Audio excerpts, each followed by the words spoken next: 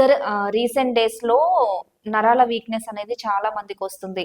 ఏదన్నా బుక్ చదువుతున్నా గానీ, ఫోను చూస్తున్నా గానీ మెడలు అంటే మెడ నరాలనేవి చాలా వీక్ అయిపోతున్నాయి అని వింటున్నాము. సార్ దీనికి అంటే ఫుడ్‌తోనేనా? లేకపోతే ఆయుర్వేదంలో ఏమన్నా ట్రీట్మెంట్ ఉందా దీనికోసం? సార్ వాళ్ళకి ఎలా? అంటే ఎందుకొస్తుంది? ఆయుర్వేదిక్‌లో మెడిసిన్ ఉందా? దాన్నేంటంటే సర్వైకల్ స్పాండిలోసిస్ అంటారు. హ్మ్. మెడ నొప్పి, నెక్ పెయిన్ అని మామూలు వాడుక భాషలో చెప్తారు. అవును. Cervical spondylosis. తల వెనక భాగం నుంచి నడుం వరకి వెన్నుపూస ఉంటుంది. స్పైన్. అవును. అయితే ఈ తల కింది నుంచి మెడ వరకు ఉండే ఎముకల్ని సర్వైకల్ స్పాన్ అని అంటాం. మెడ ప్రాంతంలో ఉంది కనుక. సో ఈ ప్రాంతంలో ఉండేటటువంటి ఆ వెన్నుపూసతో పాటు ఒక నర్వ్ ఉంటుంది, సియాటిక్ వెయిన్. బ్రెయిన్ నుంచి డైరెక్ట్ కింది వరకు నరం వెళ్తూ ఉంటుంది.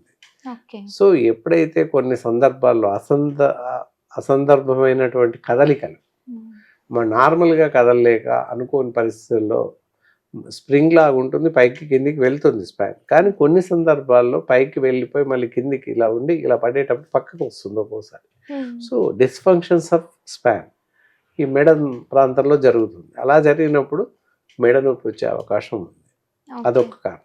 ఇంకొకటి ఎక్కువ స్ప్రాన్ అవ్వడం వల్ల అదే పనిగా ఇలా వంచి కూర్చొని చూడడం, లేకపోతే ఇదే పనిగా పైకి చూస్తూ ఉండడం, కొంతమంది అలవాటు హ్యాబిట్ ఆర్పై అలా అవసరం కూడా కావచ్చు. టైలర్స్ ఉంటారు, ఇలా వంగి చూస్తూనే ఉండాల్సింది. ఆర్పై టైప్ వాళ్ళు ఉంటారు, ఇలాగే చూస్తూ ఉండాల్సి వస్తుంది. ఆ వాళ్ళకి ఏంటంటే సర్వైకల్ పెయిన్ రావడానికి అవకాశాలు మెండుగా ఉన్నాయి. ఎందుకంటే ఇదే పనిగా అలవాటుగా తప్పనిసరి ఇలాగే ఉండాల్సి వస్తుంది. సో అందువల్ల ఎక్కువగా సాగదీసుకుపోయినట్టయి ప్రాబ్లం వచ్చే అవకాశం ఉంది. కొన్ని వర్క్ ఫెమిలియర్గా అలా కూడా వచ్చే అవకాశం ఉంది. ఏది ఏమైనా అలా వచ్చినట్టు నొప్పి ఎక్కువసేపు ఇలా కూర్చొని చూడలేకపోతున్నాం, బుక్ చదవలేకపోతున్నాం, ఇబ్బందికరంగా ఉంది, తిప్పినట్టు అవుతుంది, తూలి పడిపోతుంది, ఇలాంటివి జరుగుతాయి. సర్వైకల్ స్పాండిలోసిస్ వచ్చినప్పుడు జరిగే అవకాశం ఉంది. కొన్ని సందర్భాల్లో ఇక్కడ నుండి షోల్డర్ నుంచి చేతి వేళ్ళ వరకు కూడా నొప్పి వస్తుంది సర్వైకల్ స్పాండిలోసిస్ వల్ల. చేయి అంత తిమ్మిరిగా ఉండడం, ఇలా ఈవెన్ పెన్ కూడా స్పూన్ కూడా పట్టుకోలేని పరిస్థితి ఉంటుంది. ఒక చేయికి రావచ్చు, ఒక్కోసారి 2 చేతులు రావచ్చు, ఛాన్స్ ఉంటుంది. సో అలాంటి పరిస్థితుల్లో పర్టికులర్ మెడిసిన్స్ ఇస్తూ ఆయుర్వేదంలో అద్భుతమైన మెడిసిన్స్ ఉన్నాయి. మెడకి సంబంధించినటువంటి ఎక్సర్సైజ్ చేపిస్తాం, సర్వైకల్ ఎక్సర్సైజ్ అని ఉంటుంది, ఎక్సర్సైజ్ చేపిస్తాం. చేపిస్తూ పైన ఆయిల్ అప్లికేషన్ ఇస్తూ మెడిసిన్స్ ఇస్తాం. దానికి ఏంటి మామూలుగా